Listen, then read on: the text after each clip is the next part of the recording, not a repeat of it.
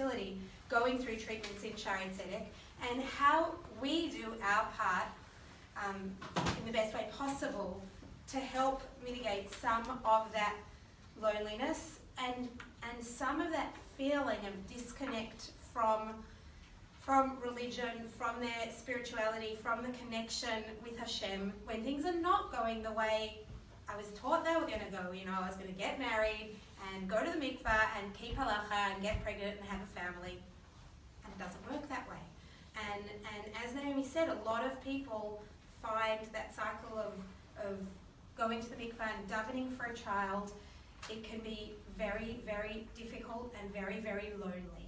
And I think that part of what comes up in Birkat Emunah, besides that loneliness for some people, is the feeling that they're not being seen and they're not being heard. And I think that what I try to do as a doctor who has the privilege of helping couples is I try to see the couple in front of me as individuals and try to see them from a holistic perspective. And for me, part of that perspective is their religious identity, their spirituality, their halachic observance. And often we've discussed, both with colleagues, I discussed it last night with some of the doctors from the Australian Jewish Medical Foundation, we discuss this all the time in Shaare Zedek. What happens when the doctor's saying one thing and the Rav's saying the opposite? So the doctor's saying, well, I'm sending you off for a bunch of tests, and that's going to include a sperm collection. And the Rav says, no, until you've been trying for 2 years, you cannot do a sperm collection.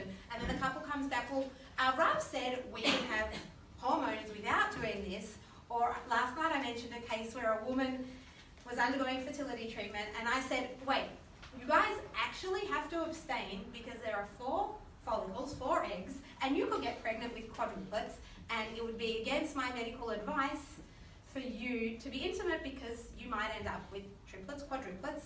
And the Rav said, of course you can be together. Don't listen to the doctor. Well, it ended up that they had a pregnancy with 1, Baruch Hashem, but the us and them between the halachic, hashkafic world and the medical world can often make the couple in the middle feel torn and not seen. And I think there's sometimes also tension within the couple where the wife feels one way and the husband feels one way. And sometimes that's even got to do with the basic concept of what is Pru'urvu and how many children are we meant to be bringing into this world, and do we need to turn to IVF? Do we have to go? Because IVF is available. In Israel it's also free if you haven't had 2 children. Some couples feel obliged to keep going for fertility treatments, and within some couples, I've had couples where the husband really wants more children and the wife says, I can't do this to my body anymore. Or the wife is desperate for more children and the husband says, seeing you go through fertility treatment and pumping yourself full of hormones, you're an absolute mess, you're hurting your body, I cannot watch this anymore. And when we mix in that hashkafic mix of the commandment to bring children of Pru'urvu and the medical side being so available, then we end up with a very mixed, blurry picture. And I think that it's our role as doctors to be able to see the full person and the full couple and to understand them from every aspect. And I think that, echoing what Naomi said, healing and treatment is not just about the medical side, it's about the whole person and the whole couple. And what tonight is about is how we can support not just giving the medical treatment, because sometimes that's the easy bit, but how can we support going to the mikvah? How can we support the davening that a couple can say for each other, for themselves? There's also tefillot to say during the egg collection. There are tefillot that a man can say before the sperm sample to help them refocus on the kedusha, on the holiness of what they're doing.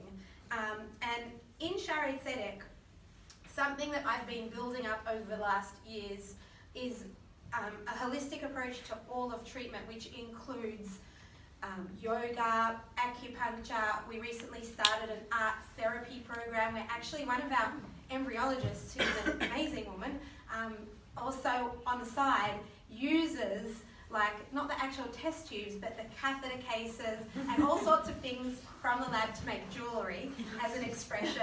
It's amazing. She's amazing. But she, with an art student from Bezalel, have started an art therapy group for women who are artistically and maybe less artistically inclined. But it's a space where these women do art projects to do with their experience. They sit around in this group, everyone does their own project with this feeling like there's something they can do about this flurry of emotions and this up and down, this turbulence within them. They can express it. So that's one of the newer projects we have. We also have social worker and psychologists to help support the women going through treatment. And what I've seen is that what I mentioned before, the art therapy is sort of a group therapy. And some women really like to be part of a group because they feel the stigma of what they're going through in their general community. But when they're with a group of women who are going through fertility challenges, they're not alone anymore. They can talk about it. They can share. They're not the only one. And there's actually been some groups of men that I've been involved with as well, where for men it's even more of a stigma to talk about potential fertility issues.